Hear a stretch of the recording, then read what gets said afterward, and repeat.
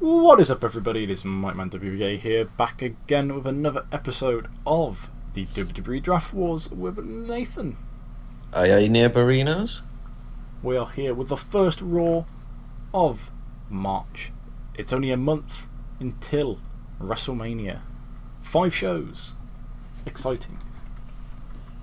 Very exciting. Well, 5 of each show. 10 shows. 10 shows. And 205 Live. 13 shows. It's only 11 episodes until... No, it's only about... Fuck it. Into the show. So we kick things off with a 97 A-star. Seth Rollins interrupts Dean Ambrose. So Ambrose opens the show. He says that at WrestleMania, because of his victory last week, where he finally got his fair chance at beating Seth Rollins, he took that chance. And at WrestleMania, he'll take that chance again in the main event of WrestleMania, or at least his main event. We don't know what the main event is, but Seth Rollins is going to get the beating of a lifetime. 5 years ago, Seth Rollins turned his back on Dean Ambrose, and now Dean Ambrose, he is fueled solely by two things. One, his hatred for Seth Rollins and the fans, and number two, which is also kind of number three, but the fact that he wants to be what Seth Rollins is. He was the workhorse. He was the Iron Man. He was the kingpin. He never did quite get the love he deserved, and now Seth Rollins is the man. Everyone loves Seth Rollins. Seth Rollins is the King Slayer, the Beast Conqueror. Nah. Dean Ambrose is the Slayer. Dean Ambrose is the Conqueror. And at WrestleMania, he will become Universal Champion. And then, as he's walking out towards the back, Seth Rollins runs. Do you know the little side bit where you can pass the announce table and you can jump onto the ramp? He runs along there, jumps up, and then bang, he attacks Dean Ambrose. And they brawl all across the arena. Down the ramp, back up the ramp, back down the ramp, a little bit up it, then back down, into the ring, out of the ring, into the barricades, into the ring post, into the steel steps, back into the barricades. This is very reminiscent of the Pento Rey Mysterio angle from SmackDown last week. Yes, it is. They then go through the barricades. A large Samoan man turns up with a sheriff's hat. Everyone thinks it's Roman Reigns, but it's not. Then they fight into the crowd. Dean Ambrose gets in the face of one of the fans, which allows Seth Rollins to attack him again. And then they brawl out through the back. Security comes out, and it's hectic. And we probably have a lawsuit on our hands at the Mobile Civic Centre Arena. 97 A-star there. These two men, they have some bad blood. If I had YouTube ready, Taylor Swift was going to be blasting. And I don't think we can solve them. You made a really deep cut. And then up next, in a 68C plus and about that had decent wrestling but didn't have much heat, Luke Harper defeats Bobby Roode in 555 by pinfall with a discus clothesline. Luke Harper makes defense number 2 of his hardcore title. Hashtag Bobby Roode. Anyone remember at the start of the series when Roode would lose by roll-up all the time to Harper? Now it's by discus clothesline. Death by discus. Yeah, decent in-ring performances. Roode was 61, Harper was 68. 68C plus match rating, no improvements. Pretty good. Yeah, solid stuff. Pretty good. Harper's reign goes on. He lives to fight another day. Pretty good. Then we have a 64C. So Luke Harper goes to leave the ring, and who comes out the ring but no way Jose? He comes out from under it. Oh my god, what a funky little Dominican man he is. And he tries to roll up Harper. Harper rolls out of it. Discus clotheslines him into SmackDown's next house show. 1, 2, 3, Harper retains the hardcore title. Hashtag hardcore Harper they're talking about. It's trending on Instagram. I'm not going to lie, I forgot he was from Dominica. Yeah, he is.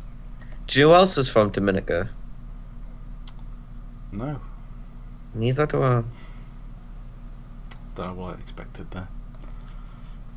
Then 67C plus in a highly anticipated match. A match that last week you were all in the comments like, oh my god, Bray Wyatt and Mike Kanellis versus English and Rusev. Ooh, I can't wait for that one. Ooh, that gets me right in my jacket potato. And in an 8-minute and 1 second long match, Bray Wyatt pins Aiden English with a Sister Abigail puppet to win the match. Bray gets a 79, Rusev with an 88. Big Daddy Ruru is a fucking machine. If you were a machine, Mike, what type of machine would you be? I'd be a Samoan submission machine. By the way, I'm going to cut that out if it sounds shit. No, you won't. You'll forget. Bray Wyatt improves in performance. Mike Kanellis improves in rumble skills. That's what happens when you're in the ring with a veteran like not Mike Kanellis, Aiden English. That's what I meant. I'm going to cut that if that's shit. No, I bet you're all enjoying watching this bit now, aren't you? Dun, dun, dun. Let's go to the next segment. We then get a 76B minus where Kane attacks Luke Harper backstage wearing a unique mustache, but then Luke Harper retains, so he fights through the attack. Luke Harper's a madman, hits a discus clothesline out of nowhere after being attacked for a few minutes. 1, 2, 3. Harper retains, and Vince McMahon flips out. He's like, God damn it, I told you to get the win, Kane! Kane! How could you, Kane? That doesn't sound like Vince McMahon, does it? Kane, if you think you're good enough to stay here, you've got no chance in hell! That was even worse.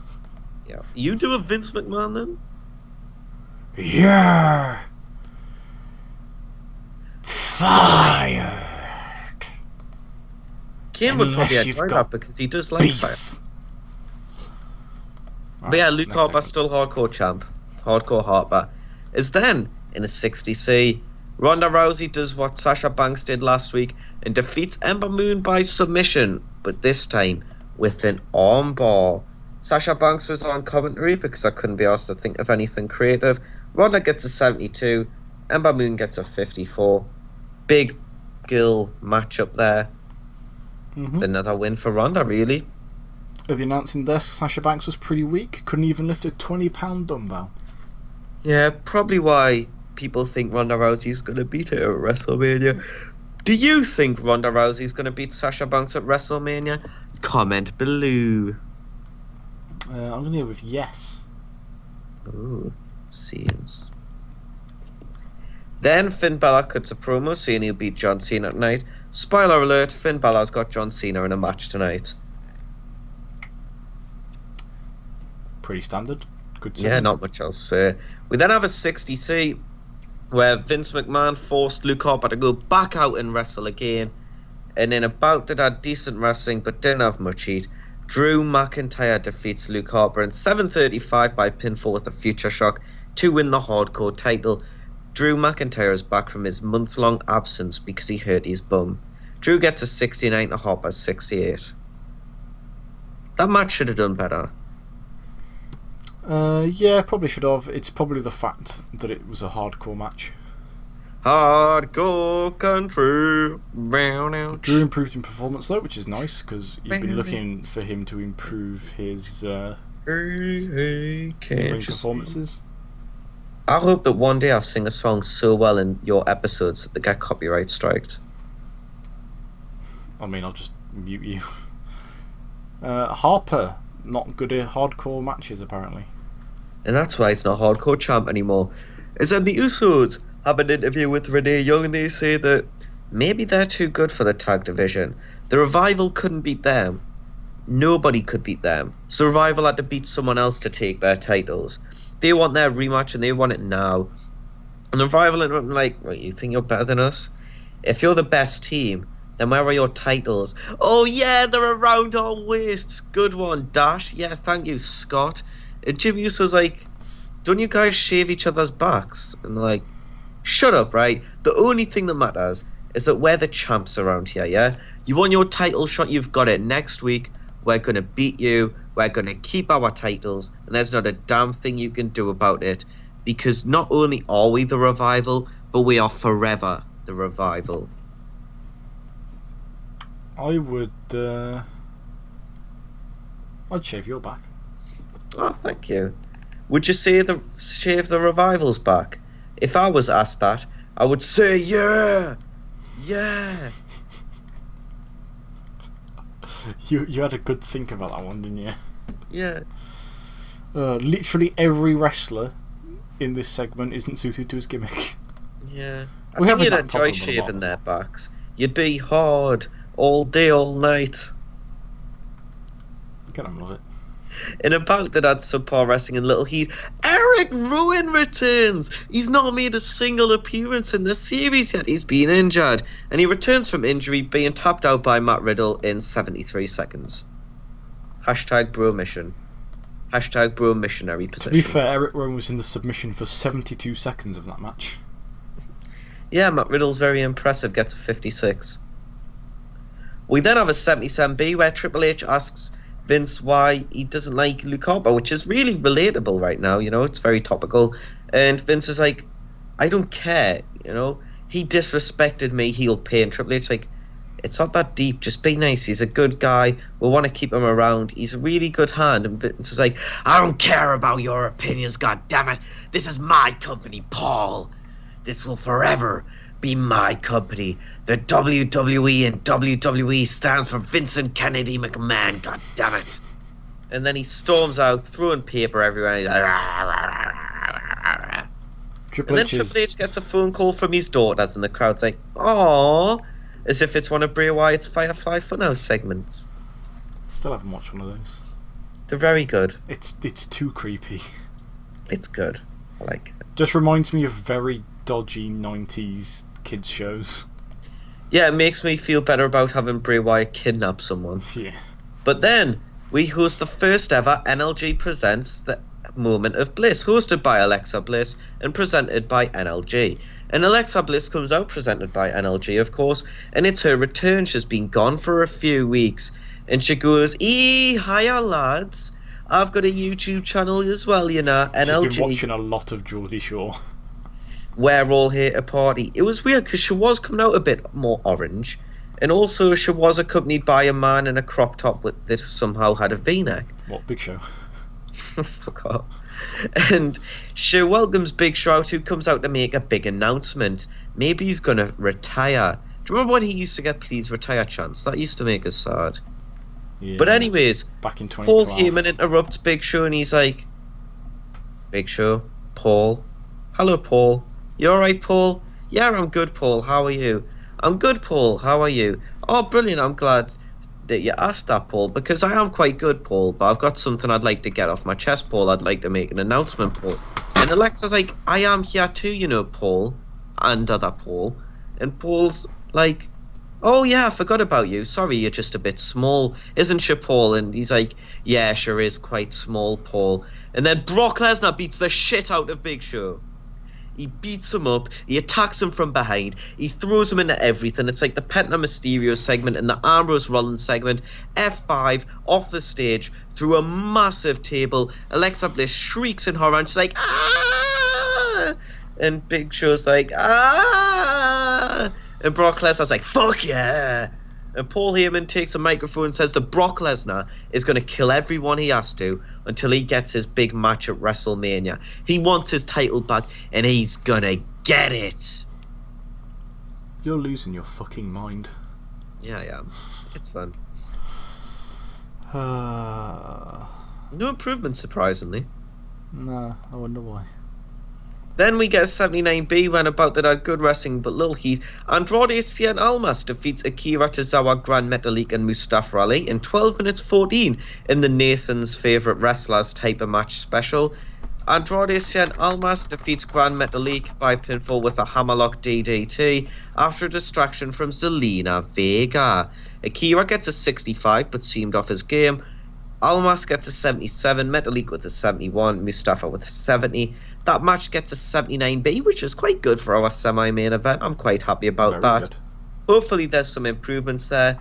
But yeah, Zelina Vega getting the big distraction that gets Almas the victory. Even though Mustafa improved in technical skills, it was too little too late from our Cruiserweight champion there.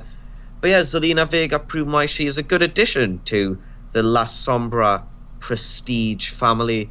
as Andrade Cien Almas shows that he has a good taste in managers, and that Zelina Vega shows that she is the best Vega since Tori Vega.